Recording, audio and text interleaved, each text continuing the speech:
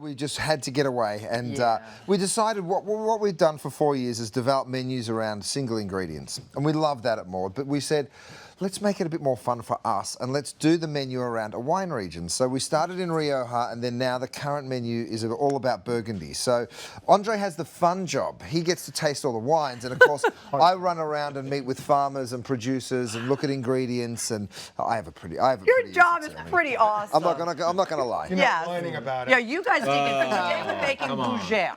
So Yes. Gougeres are basically just a fancy word for cheese puff. Correct. That's all it is. It's just cheese puff. But Wow, the way French to downgrade that, Debbie. Well, I mean, when you say Gougeres, it sounds so fancy. Everything sounds so much more romantic in France. Well, listen, it's a really simple thing to make. They freeze really well, and you can make them sweet or savory. So I'm going to make one with a Comte cheese filling. Ooh, Comte nice. is the name of the cheese, which is really delicious. It's an unpasteurized cheese made from cow's milk. But this is how you make the Choux Paste, or the pâte choux, which is the base. So Again, it's just French words to say base. Yeah. Okay, so it starts with butter? Butter and water, a little bit of salt and pepper, and then you Right. throw in a little flour. Can we try these, or are we They're waiting? so good. Oh, no, please, go Honestly, you'll be ahead. done with them in 2 seconds. That's how good they are. So nibble, I'd say. Okay, nibble. Let's just nibble.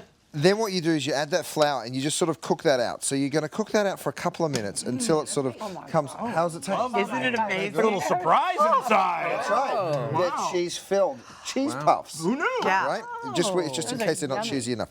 So you cook that. That'll take 2 or 3 minutes. So the until- rawness of the flour cooks off. Right, it cooks off. Okay. Then you let it cool down and you bring it over here and pop it into your mixer, right? Okay. You go ahead and you start turning that. So you do that until it cools. So you can actually dump it in hot and stir it until you can feel that it's cooled down. Okay. And then you add your eggs. So the trick with the eggs is you add them one at a time. Okay, why? All right, so because what you want to do is let that incorporate first. If you dump them all in, you could separate it because the Okay. egg, you want to make sure that the eggs incorporate really well. Okay. So that happens once it sort of starts to come together again. It's time to add your second egg. There we You go. give that another 20 seconds, and once that sort of starts to come Beautiful. together, your last egg goes in. So it's a really simple recipe, and like I said, savory or sweet. Nice. Then you let that sort of come together. It'll take another 60 seconds or so. See how it looks like it's almost broken? It's Yeah. separated, and then it comes starts, back. you're right. So that's what you're looking for. Once that happens, you get it and you pop it into a little piping bag like this. So there's no leavening in there, right? No. It's all from the egg. Right, the egg is going to cause that puff. So you just pipe these as little sort of And they're going to pieces. expand a little bit, yeah? They sure will. So Okay. you can make them huge. Look at that. Yes. So that's going to be a really big Dibs. one. Or you can do Yeah. really small ones like There these. you go. Okay, Oh, how so- perfect. And then these cook fairly quickly as well. They really do. They're only in the oven for about 12 to 15 minutes. And then they come out. And you These- could eat them as is, but why would you yeah. when you can fill them with something else? You sure can. Oh, I forgot. You have to put the cheese in. Sure, listen. Well, This is the Comte cheese, which that is would delicious. have gone in here, which is fine because guess what? Pop Put it it in. in. It's not because we already have a swab out, so it was in there. It's okay, it's That's okay. the best thing about this kitchen. Right, so that goes into the oven. Okay. Auto-correcting. Exactly. 12 to 15 minutes at what temperature? 12 to 15 minutes at 350. Right?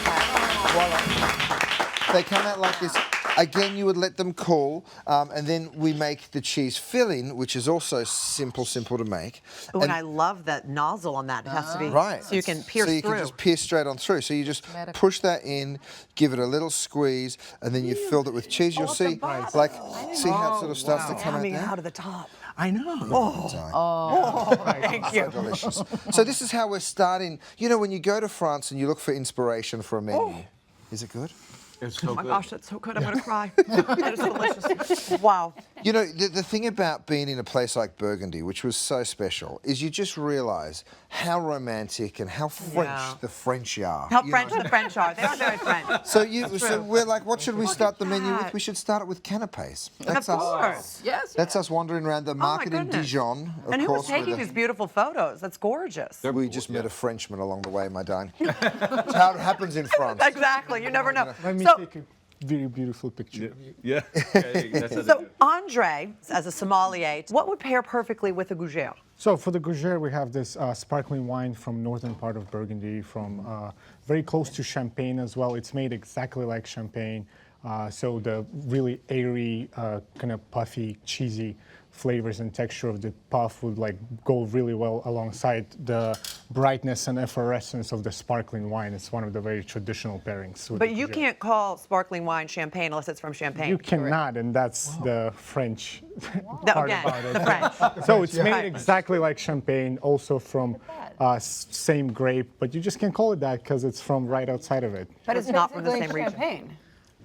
It's champagne. It's just champagne. not from Champagne. It's not from champagne, it's from Made with Burgundy. the traditional method champenoise Yeah. technique, but it's not made within the boundary of Champagne, so it's called. So Cremant de champagne is called Bourgogne. Brooklyn. So you're legally not allowed, Champagne, right? but you I'm can't seeing the call it. journalist It's in exactly Bone come out champagne, right but now. you So let's see champagne. if I This got is this true. right. I think you have to do an in-depth investigation of this, Joan, very soon. Well, that means I need an R&D trip. You're welcome, my darling.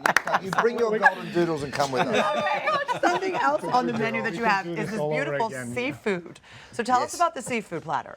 Well, look, it's something very typical in France, that fruit de mer that you get oysters and shrimp and, mussels and clams. So, and it's very easy to make for home, actually. So if you can get access to great seafood, then you can cook that stuff. Some of it's even served raw.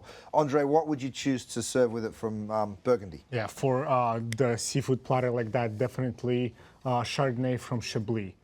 It's famous for being the most mineral, the brightest, the lightest, and it complements the seafood flavors and oceany flavors so well. There's no other choice. You gotta go with it. And also Chardonnay from Chablis. So in France, you will never see a bottle that says Chardonnay. You will only see a bottle that says Chablis, although it's the same wine. Chablis is the place, Chardonnay is the grape, but everybody in France expect you to know those things. That's right. Yeah. they'll So never call tell it you. Chablis. Well, the same as their red Burgundy. Right. They talk about it as Burgundy, but the grape is actually Pinot Noir, right? So I thought Pinot and Burgundy were the same thing. I That's did right. not know that. Yeah. And you will very rarely see a Pinot Noir, isn't that right, Andre? Very, very rare. They put it on the label. They're just gonna put the name, not rarely even just Burgundy. They'll put the name of the village or a town or Right. a vineyard on the label, and they expect you to know that it's a Pinot Noir. What would you pair liver and onions with? Oh, good question. I'm just curious. Mom's coming. This would actually work. Actually, this would be This perfect. I think really nice. this would be really nice. Would be He's good. here, this I was just want duck. to make sure. Well, Mom's This here. is a duck rillette, which you could maybe learn to make duck rillette instead of Yes. instead of the liver and onions. That's an elevated. You come see us don't at Gwen. have We'll those have the liver most and onions beautiful without liver ready for bacon. you to take home. Wow. Bacon. Mom, look at this. How's liver, Mom? You worry Get ready. about nothing. She's fine with it. There you go, Mark. There, That's we'll for your take mom. it. Okay, hang Just on take to this it. one. Recipes are available by dropping by hallmarkchannel.com. Visit Curtis Stone at curtisstone.com. Thank you so much for being here.